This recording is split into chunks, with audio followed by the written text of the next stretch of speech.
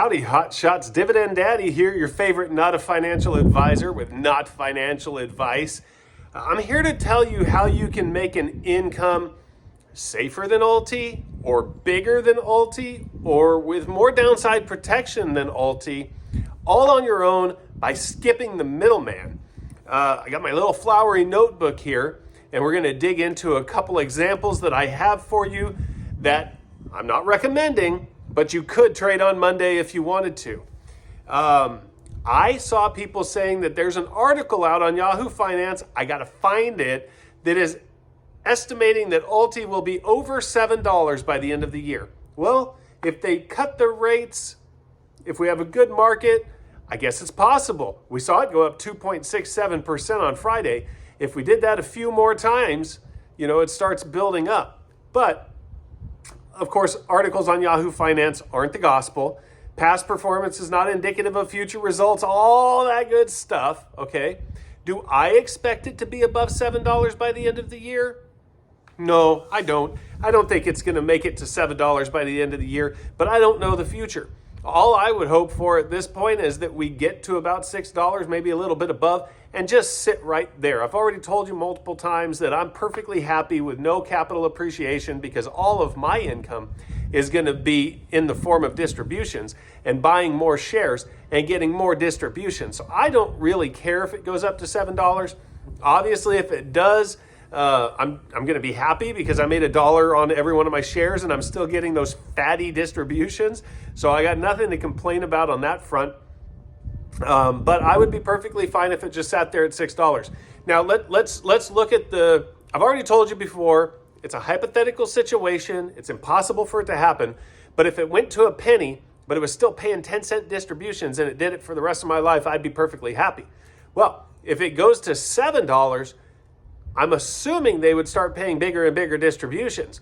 So as long as the yield stays the same, if it's a 95% yield and it stays the same at 95%, whether it's $6, $7, $20, that's all about the same to me. Like right now, I got 57 new shares in my main account with my dividend drop.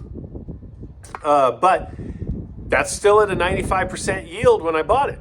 Well, if it's at $20 and I can only get 20 shares, but it's still a 95% yield, the percentage is the percentage.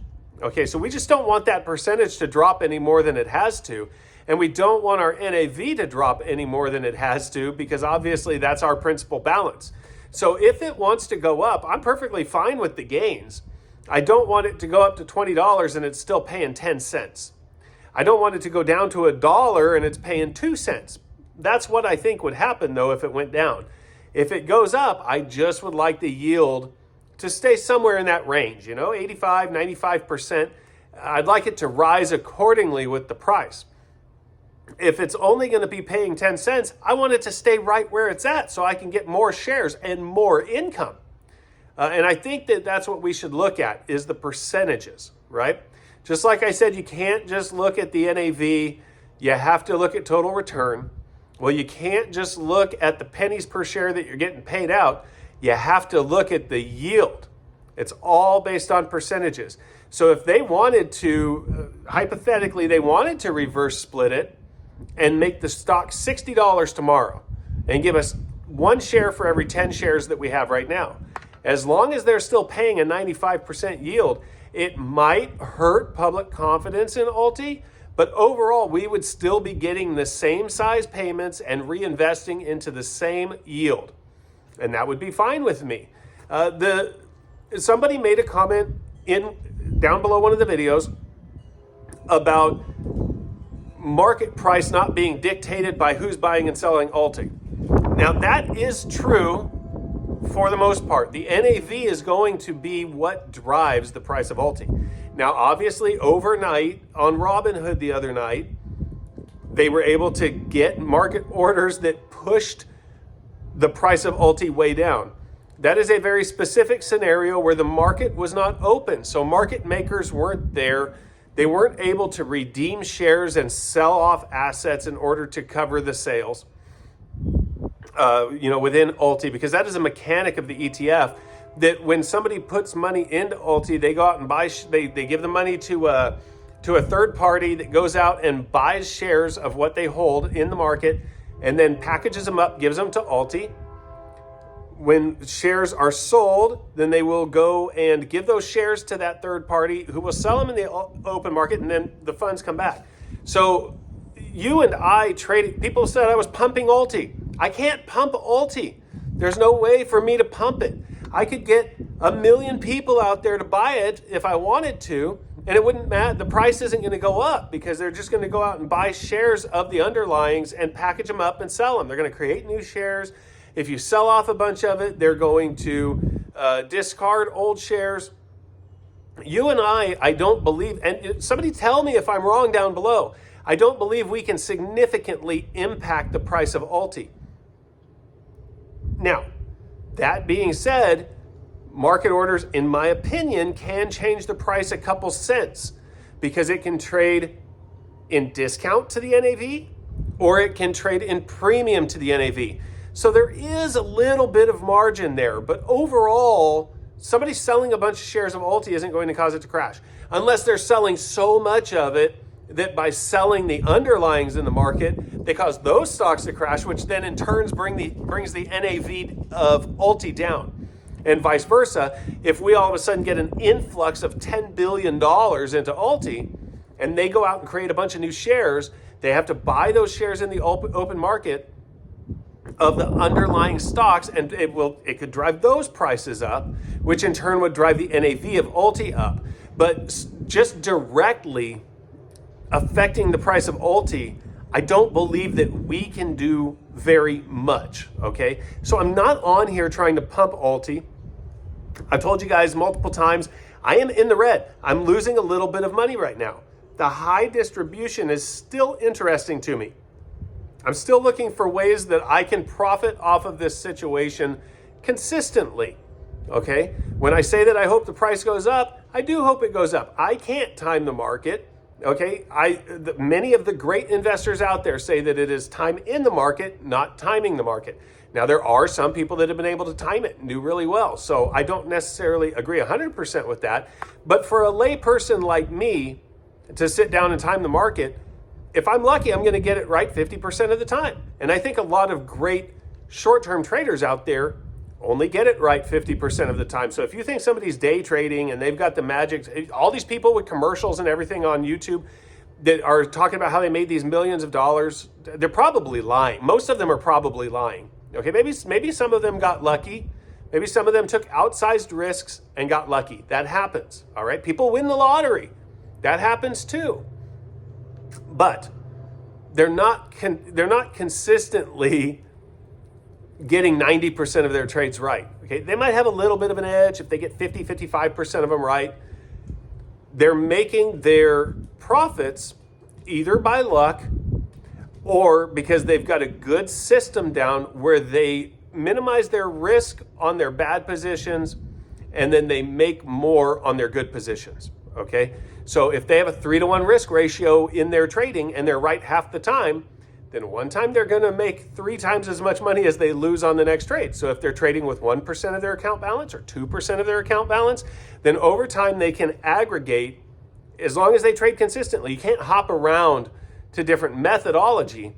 You have to be right half the time and then make 3 times as much on your winners as you lose on your losers. Okay, so you and I are probably not going to sit here and time the market. There's too many variables. There's too many politicians out there saying something that can tank the market. There's too much world affairs that can tank the market. There's too many happenings inside the companies that you and I don't know about. All right, so we're not timing things. But I've talked enough about that. Let's get into the ways that I am showing you that you can make Ulti-size money without Ulti. You can save that 1.3% that they're charging right now. Or when their waiver's gone, the 1.4% that they're going to be charging. One of the stocks that I just had a covered call on, or maybe it was a cash covered put. I think it was a cash covered put that I had sold for $15. I wound up keeping that whole premium because the stock went up before my expiration date, and that's how it works. If you sell a put at a strike price and the stock expires, the option expires when the stock is above that strike price and it hasn't been exercised in the meantime, then you can keep the premium that you got from the put. So I found this stock, OSCR. Okay, they are a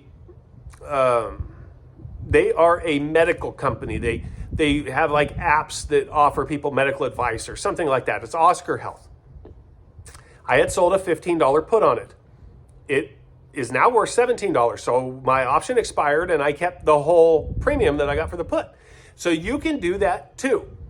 Oscar is trading at $17.01 right now. You can sell 6 days out, you can sell a $17 strike put. So the stock is at $17.01. You have a $17 strike put. So it's 1 cent out of the money. You can sell it for 70 cents right now. Okay, that's 1 week out and you get to keep 70 cents. A contract is 100 shares. So if you sell that put, you are committing to buying $1,700 worth of OSCR. You are going to collect $70. So if the stock, if the option expires and the stock is above $17, you get to keep that whole $70. Now, that's on a $17 stock. In order to get 70 cents worth of premium from Ulti, assuming it pays 10 cents per share next week, you would have to have 7 shares. 7 times the $5.75 that Ulti is trading at right now is $40.25. So you would have to have $40 worth of Ulti to make the equivalent size premium as you're going to get from 1 share of OSCR if you sell an at the money put. Okay, so that gives you a little bit more income for the money that you're risking. Now that OSCR has been moving up, but that doesn't mean it's going to keep moving up. So if the shares are worth less than $17 when it expires, you're either going to have to buy your way out of that put prior to expiration, or you're going to have $1,700 that you can buy 100 shares of OSCR for. Innoviz is a stock that I own. I own it because I got it put to me. I sold a put and now I own it. So when it gets close to the price that I bought it at, I sell a covered call on it. When it's down, I just wait. Right now, Innoviz is $1.65. Okay, so this is a cheaper one for you to work with. You can sell a 150 strike put 27 days out for 10 cents. So you essentially have close to a 10% downside protection and you still can claim 10 cents on a $1.50 strike put. So essentially, you're getting almost the same amount that you get from Ulti because you would pay $5.75 for a share of Ulti. And over the course of a month, hopefully you get 40 cents in distributions. If you were to sell this put at $1.50, essentially to get the same close to $6 cost, you would be selling 4 shares worth of Innoviz puts. And you'd get 40 cents for that. So you could make almost the same amount of Ulti as you do in Ulti, but you have almost a 10% downside protection because the stock has to go from $1.65 all the way down to $1.50 in that month before you would have to buy the shares. Now just remember, contracts are 100 shares. So you would be committing to buying $150 worth of Innoviz in order to get that premium. You'd sell it for 10 cents, so you get $10, okay, on a $150 commitment. And you could sell multiple contracts if you want. I'm giving you these prices all based on the offer price of these options. So you could actually make a little bit more possibly if you were able to put in a limit order and get your price in the spread. One of the stocks that Ulti holds is Target. I've talked to you about Target because I also own Target. I am in the red on Target. I bought those shares outright and then I just kept cost averaging down, but I stopped at some point because it was rockier than what I had expected out of Target. Target is a brick and mortar store. You see them everywhere.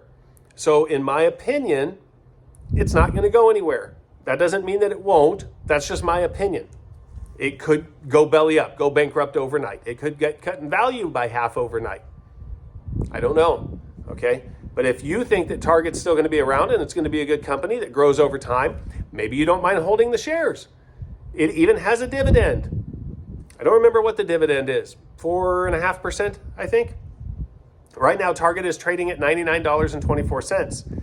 6 days out, you can sell a 99 strike put for $1.32. Okay? That means that you would have to have $9,900 in order to buy 100 shares of Target if it were to expire when the stock was below $99, because it would get put to you. But you would keep $132. So at that point, the cost basis for your Target stock would be reduced by $1.32. So what is that? $97.68 you would be paying for Target, because it'd be the $99 minus the $1.32. Now, if Target goes up, then you could either close out of your put position early for a profit, or if it goes up and you hold it to expiration and it expires while Target's above $99, then you would keep the whole $132. Okay, that's what Ulti is doing inside their fund. They're buying stock and then they're selling covered calls. In this case, I'm just using examples of stocks that you can sell puts on and make that kind of money. So I've been doing this for a lot of years. If you pick good companies that you don't think are going away, then you can make that income. And if you get sold, you get sold the stock because your put is in the money when it expires, then you hold on to the stock, sell a covered call on it, or hold on to it and collect the dividend or whatever it is you want to do. But there's some people out there who have not traded options who are involved in Ulti, and maybe they want to skip the middleman and do it themselves. So I'm going to start sharing these stocks with you that I find that have decent volatility, that you can make this money on if you want to. Okay, like I said, if you're going to make the bet, you got to do the bet. So you got to decide for yourself. Don't let me talk you into anything.